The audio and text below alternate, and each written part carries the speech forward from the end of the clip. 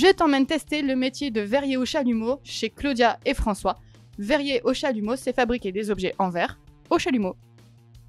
Verrier au chalumeau, c'est un métier moyenâgeux en voie de disparition. C'est pas vrai parce qu'on est encore vivant. Il y a encore beaucoup de gens qui cherchent des belles pièces en verre artisanal. Un verrier au chalumeau, ça fait que des vases ou des verres. Pas du tout, on peut faire des perles, des bijoux, des sculptures. Un verrier au chalumeau, c'est un ermite qui passe son temps seul, entouré uniquement de verre. C'est un peu vrai. C'est vrai que quand on est dedans, il y a rien autour. Ouais. On voit quand même des gens, on rencontre sur les salons, on partage ça, on fait des démos.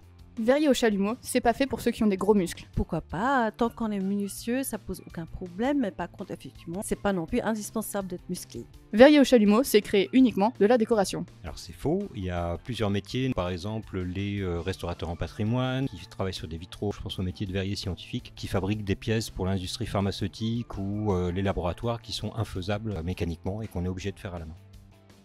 Un métier d'avenir, j'espère, sinon on est mal barré. Il y a de plus en plus de personnes qui cherchent des objets distincts fabriqués artisanalement. Et l'industrie pharmaceutique qui recherche aussi de la verrerie scientifique. Les deux. Routine, quand on travaille les collections ou on fait des pièces similaires. Après, c'est aussi tout le contraire. Donc c'est ça ce qui est agréable aussi. On essaye toujours de faire des choses nouvelles. C'est plutôt un métier d'intérieur, même si ça nous arrive de faire des démos en extérieur. Alors je ne saurais même pas dire, mais je pense que c'est à peu près moitié-moitié. Un peu les deux. Solitude pour la fabrication, sociabiliser parce que c'est quand même un milieu qui est très ouvert, très convivial, on se partage régulièrement. Les deux. D'être créatif, ça ne veut pas dire qu'on n'est pas aussi rigoureux. Et il faut l'être beaucoup avec le verre parce qu'il y a beaucoup de contraintes. Quand on veut, c'est ça qui est cool. Pas télétravail, hein. À distance, avec les chalumeaux, c'est compliqué. Quand même avoir des bonnes épaules à la durée, mais il n'y a pas besoin d'avoir une force physique particulière.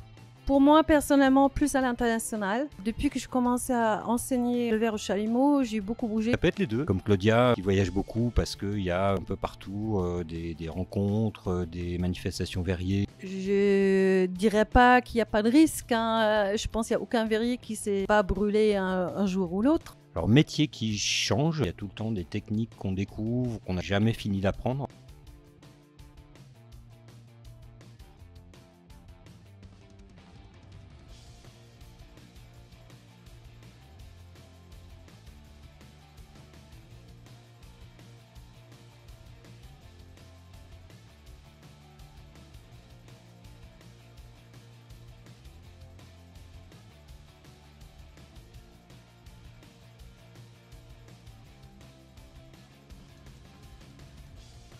C'est une matière qui est vraiment magique, qui donne énormément de possibilités. Il y a beaucoup de techniques différentes. On peut inclure des métaux. On n'a jamais fait le tour. Et c'est très varié. On fait rarement la même chose. Ça fait presque 20 ans que je travaille le verre et je m'en lasse pas.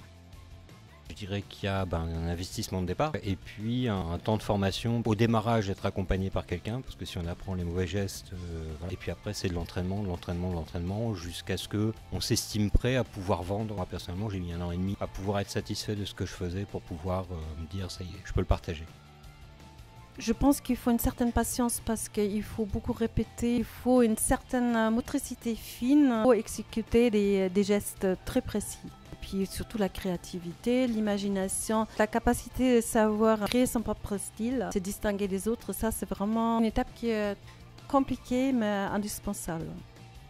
Si on a un problème de mobilité au niveau des doigts, si on a des difficultés, je sais pas, d'arthrose ou des choses comme ça peut poser des difficultés. Si on n'aime pas le feu, si on a des phobies du feu, c'est un peu compliqué de travailler à la flamme à 1300 degrés.